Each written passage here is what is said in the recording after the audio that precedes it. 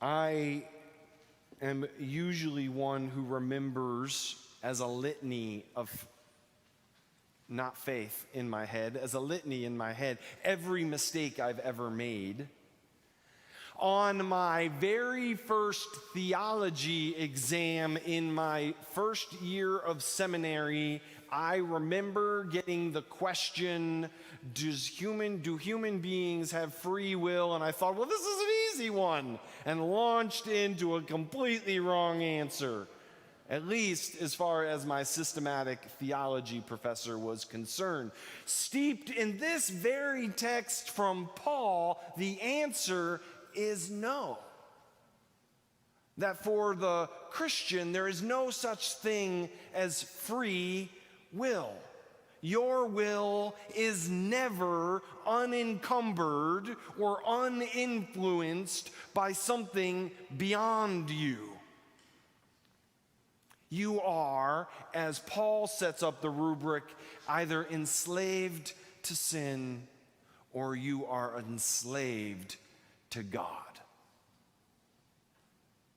And I think for the most part, when I got that answer back from my theology professor, I said, what? Because it doesn't really ring of truth. Until, of course, we start getting into the messiness of life, until we start realizing how formation works, how powers and principalities work, how marketing plans for companies work. We are surrounded by what a seminal text about marketing called hidden persuaders all the time. Sometimes those hidden persuaders are embedded in the political system of our day. I just shared a poem this week called Of Empire by Mary Oliver. It was Mary Oliver on a bad day. And I love Mary Oliver's poetry, but she speaks of how much we are invested in empires that rob and steal our lives from us because they turn us into a commodity. Last night I got a reflection from another favorite theologian about Mary Oliver's poem, because he too saw it shared, and he said, I appreciate that she says we, but I'm pretty sure she didn't do that. But I appreciate that she recognizes the complicity that we all have, because even when she yearns to be free from the influence of empire, she knows she isn't. It's part of what we are wrestling with as a society. When we get caught up in questions of the racism in our society, and we're quick to say, I'm not a racist. I've never treated someone differently for the color of their skin. I almost can't get it out of my mouth, because then I have to question, well, really? Never treated anyone differently?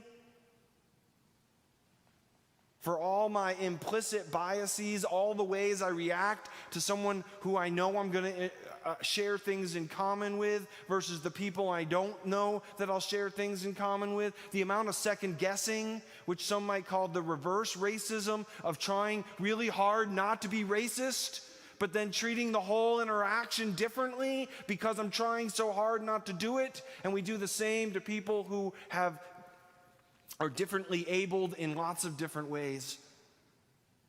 We treat them differently, trying not to treat them differently. All of these things are subtle and hidden and persuasive, and they lump themselves in what Paul wants to call enslaved to sin. We never know that we're enslaved to it. We're doing it because it's been coaxed into us, kneaded into us with the very dough we preach. Cornelius Plantinga, in his book on sin called Not the Way It's Supposed to Be, says it's hard to fault the child growing up in 1950s South for being racist because they would never even seen another way of being.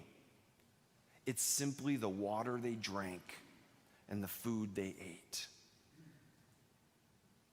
And In that world, Paul says, even the best of us, even the law which codifies and prescribes how not to do those things, is reinforcing those things. There are powers and principalities at play, and we're enslaved to them. And we could go on, but I don't have the time. We could talk about addictions that we have that are stronger than us, and we're slaves of them. We can talk about the things that we love, whether we got the newest iPhone or whether, if you're in my family, you have all the game consoles. Yeah, but Spider-Man only comes out on the PS4, Dad. This need to have things that Paul says, when we learn that they are not what defines us, do we become ashamed of the fact that they will all die and pass away and not have given us life? And then Paul says the other side of the equation is to enslave oneself to God. We don't like that language either, I'm guessing. Right? But when we hear Christ's call to pick up the cross daily for Paul, when we willingly enter into the waters of death and come out and share in the resurrection of Christ, we put on the cross. And it doesn't make us free to do whatever we want. It freed us from the powers of sin to live abundant life in the way of God. That isn't anarchy, because God has a vision for order and life and equality and justice. In fact, God says it'll feel like waters rolling down from on high above you. And it'll be filled with the essence of eternity. But you won't be free to do whatever you want, because what you'll want to do will look like justice and equality and peace and love. Walking in the way of Jesus Christ.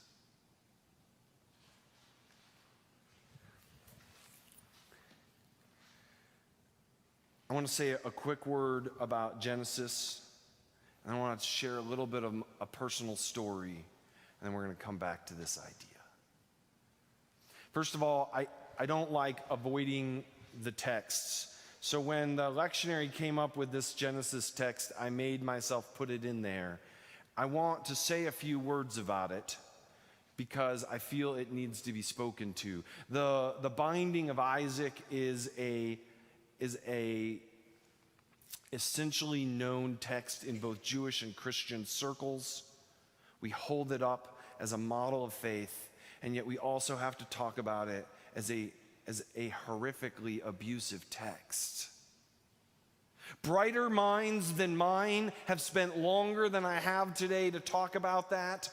One psychotherapist notes that if you start to look at the artistic renderings of the binding of Isaac in the church over the last 500 years, it may well have contributed to our churches, big C churches, willingness to look the other way at the abuse of children in our midst, as it dehumanizes Isaac and focuses on what's going on between God and Abraham.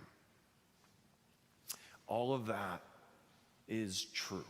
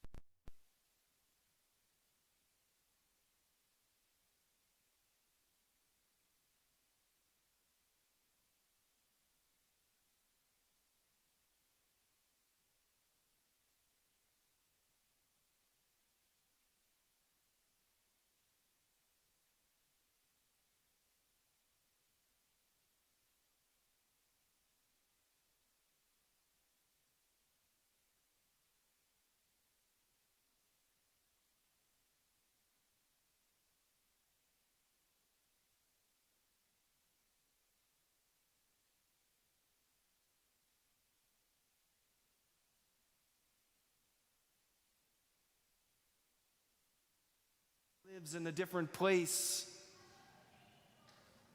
We have these moments in time when the world redefines ourselves around us, and the question is, do we trust each other enough to grow through these moments? In those moments, PlayStation consoles and jobs with fancy titles and the powers and the principalities will not sit in the darkness with you. What God and Abraham learned, what Paul yearns for us to understand, is the way we can walk through Mount Moriah together and come out stronger. Not always better, not always the way we wanted, but we can face the life that is and realize we need not face it alone. And we can learn to trust each other through our mistakes, through our failings, through our finiteness.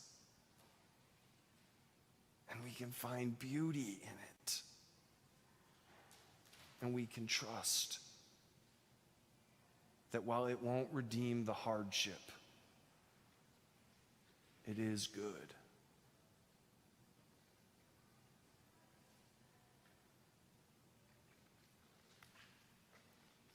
There is an essential character of Christian faith that is sacrifice. To sacrifice many of the things we wish we had or we'd want to have, to sacrifice even the God we yearned to have at work for us. But on the other side of that, there's this deeply blue sky and these gently still waters and a people diverse as the stars of the sky, yearning to welcome us home.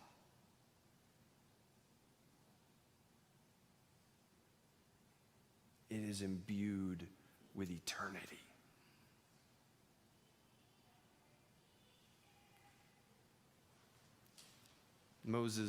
Joshua says, "This day, as for me and my house, we will choose the Lord. As for me and my house, so will we." Amen.